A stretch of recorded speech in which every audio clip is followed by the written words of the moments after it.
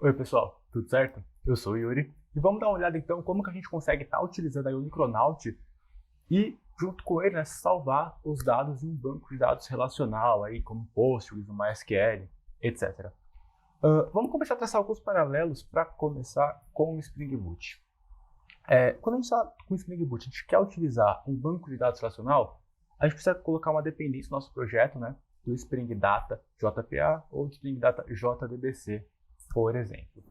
Aqui no Micronaut, a gente vai seguir por essa mesma linha, legal? Então, da mesma forma que a gente lá, o Spring Data JPA, a gente veio aqui, ó, e eu coloquei na linha 39 uma implementação, né, da dependência aí do Micronaut Data Hibernate JPA, certo? Além desse Data JPA, a gente precisa de algumas coisas para configurar no nosso projeto aqui junto ao Micronaut, certo? Um deles é o quê? É o pool de conexões.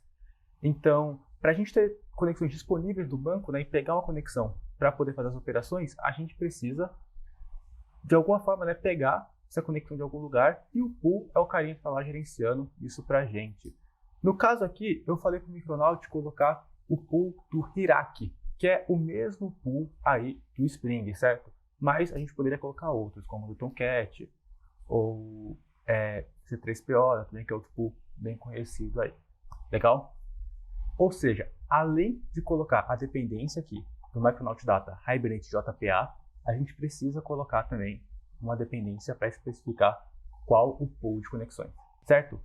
Por fim, mas não menos importante, a gente precisa colocar a dependência do banco de dados que a gente está se conectando, né? Do driver do banco. No caso aqui, estou usando Postgres, então a dependência do driver do Postgres. Bacana? Show! Primeiro passo concluído. Colocamos as dependências do banco, atualizamos o projeto. O que a gente vai lá e tem que fazer também? Se a gente fosse pensar aqui na aplicação do mundo Spring, né? O que a gente teria que fazer agora? Mapear a URL de conexão com o banco, né? O usuário, a senha, etc.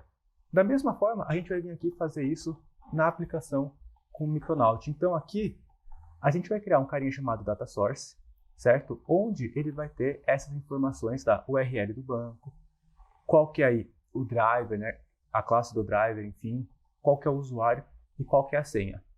Eu quero colocar aqui um ponto de atenção para uma coisa que é a seguinte. Se a gente notar aqui, para fazer a separação, né, usando aqui a Expression Language, para fazer a separação da variável de ambiente com a URL de conexão, a URL inteira está entre classes.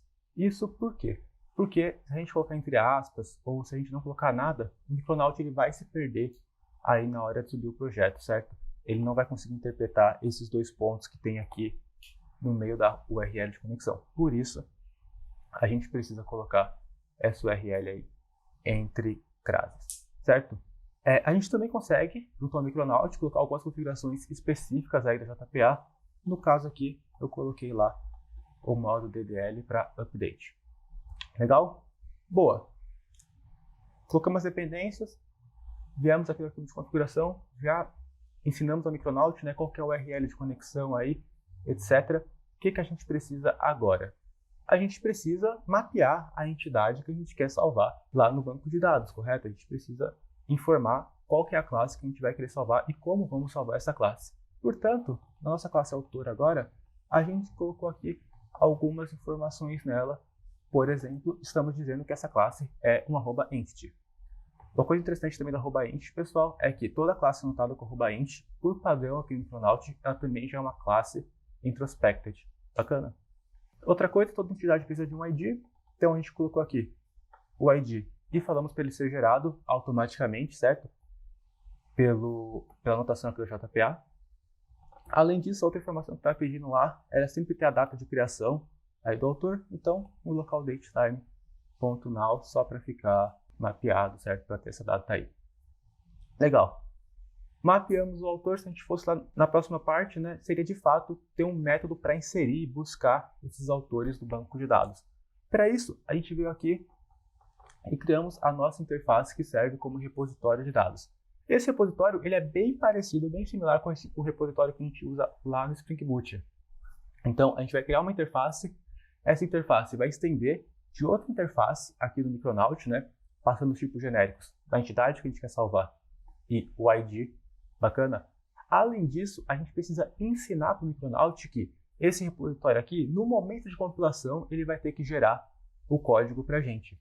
Para isso, a gente coloca essa anotação @repository, para ensinar o Micronaut que, no momento de compilação, é para ele gerar aí o código dessa interface aí. Por isso que a gente coloca aqui esse @repository, tá? Senão ele não consegue achar na hora que está compilando.